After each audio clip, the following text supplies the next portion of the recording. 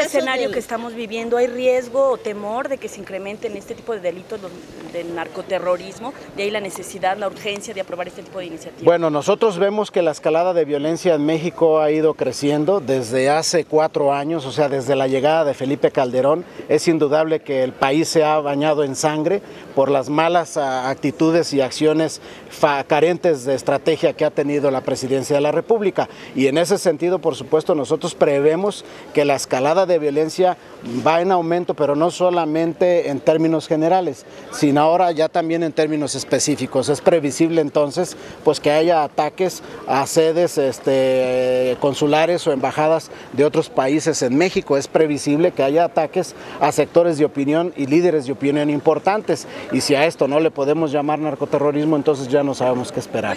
De tal manera que estamos cubriendo y anticipándonos a los hechos para que luego pues el presidente no ande repartiendo culpas, para que él asuma la responsabilidad que le toca como titular del Poder Ejecutivo. Estas reformas que se están haciendo en el terreno electoral, ¿abarca modificaciones al COFIPE? No, son modificaciones exclusivamente al Código Penal Federal, y las hacemos desde el Código Penal Federal porque hay que recordar que en el COFIPE hay de alguna manera hay un impedimento de llevar a cabo reformas cuando estamos inmersos en procesos electorales. Es muy complicado hacerlo a nivel de COFIPE, pero es muy sencillo hacerlo en el Código Penal Federal. ¿Pero para el 2012 todavía falta? Todavía podemos, pero como los delitos están tipificados en el Código Penal, lo hacemos en esta ley que regula estas actividades. ¿Qué se regula específicamente, diputado, en este sentido? En el ámbito penal, lo que estamos regulando es estamos de alguna manera castigando la recepción de recursos públicos por parte de los candidatos o de los precandidatos de origen ilícito, tanto de origen ilícito provenientes de la delincuencia como de origen de esferas gubernamentales. Y también estamos buscando que haya sanciones, repito, hasta de 9 años de prisión para el que en campañas o precampañas reciba no solamente recursos económicos, sino bienes o servicios, la utilización de vehículos, de aeronaves, helicópteros, etcétera. Eso es lo que nosotros estamos incorporando en la ley. ¿Y cuál va a ser la función de la FEPADE? De los delitos estos electorales, ustedes están proponiendo también que se castiga a la autoridad cuando los difama a los candidatos y precandidatos. Usted es un ejemplo de ellos, usted lo ligaron con el caso de Godoy. Así es. Está una iniciativa que presentamos también en el mes de enero sobre el tema de la calumnia y la difamación electorales. Esta no se ha dictaminado todavía, seguramente formará parte de los dictámenes que tengamos que de alguna manera votar en el mes de febrero próximo. ¿Se podría?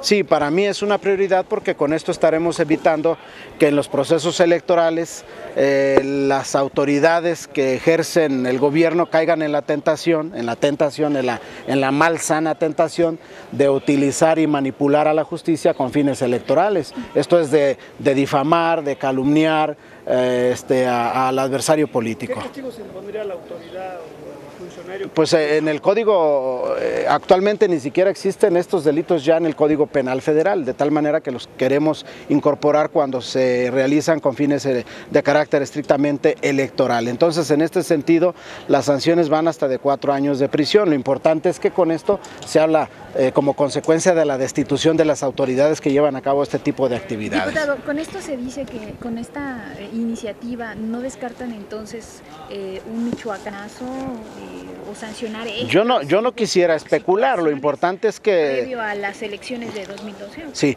yo no quiero especular sobre este tipo de cosas, pero sí debo dejar claro lo siguiente. El Poder Ejecutivo no puede manipular a otro poder del Estado, que es el Poder Judicial. Por eso el Poder Judicial puntualmente ha emitido sus opiniones y decisiones. Pero cuando está en la égida del Poder Ejecutivo, por ejemplo, un proceso de investigación y se trata de difamar a un candidato o precandidato, se está manipulando a la justicia y eso hace que se pierda la confianza en la justicia y entonces el deterioro de la justicia mexicana pues viene dado desde el propio Poder Ejecutivo. ¿Qué se tiene que hacer? Pues tratar de que este tipo de cosas, antes de que sean las personas candidatos o precandidatos, pues si hay alguna relación de delictiva con cualquier organización criminal o con cualquier delito, pues que se lo hagan saber desde antes. ¿Esto qué quiere decir? Pues significa que no tenemos que llevar a los terrenos de las campañas políticas la justicia penal, porque si la justicia penal se utiliza como en las épocas del siglo pasado y antepasado para derrotar, para eliminar a los adversarios políticos, poca confianza va a existir en el futuro en México en sus instituciones. Diputado, pareciera que el PRI se está curando en salud, como se dice comúnmente, por lo que viene en el 11 y en el 12. Ya ve que Peña Nieto pues tiene por ahí todavía la sospecha de la muerte de su esposa. Yo creo que no hay ninguna sospecha en ese sentido. No estamos tratando de curarnos en salud. Nosotros como priistas estamos privilegiando los intereses de la nación. Estamos privilegiando los intereses del Estado mexicano. Le apostamos a la legalidad y a la estabilidad del país. Esa es la razón por la que estamos trabajando y presentando este tipo de iniciativas que han sido votadas. Si el Poder Ejecutivo se sigue equivocando, si el Poder Ejecutivo sigue caminando sin rumbo, si el Poder Ejecutivo sigue privilegiando los intereses de su partido, lejos de privilegiar los intereses de la nación, nosotros lo vamos a sentir mucho, pero como partido político nosotros sabemos que debemos mantener la estabilidad del país y eso es a lo que le estamos apostando. O sea que van a seguir trabajando juntos. Vamos a seguir trabajando en la parte que nos corresponde. La sección instructora ya recibió el amparo definitivo que otorgó este juez. ¿Va a modificar el calendario de trabajo que traía la sección instructora? No se modifica el calendario de trabajo que tenemos en la sección instructora, con independencia de lo que resulte, que por supuesto no podemos opinar sobre el resultado. Les debo de decir que tenemos ya fijadas las fechas para la posible solución de este asunto. Nuestra opinión final, nosotros por lo pronto el día 3 de este mes estaremos cerrando la instrucción.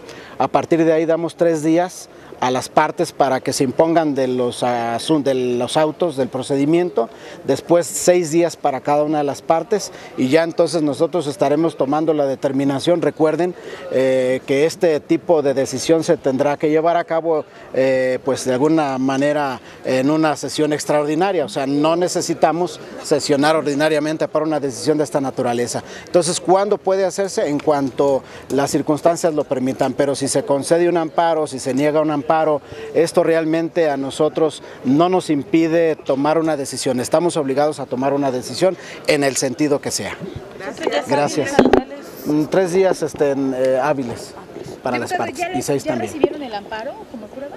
Sí, lo recibimos el día de ayer. Recibimos una copia certificada de la decisión que toma el juez de distrito de Morelia, pero estamos esperando porque contra esa decisión todavía cabe el recurso de revisión que puede presentar la Procuraduría de la República o el propio juez de distrito que emitió la orden de aprehensión. Entonces eso todavía puede tardar unas semanas más. Gracias. Con mucho gusto.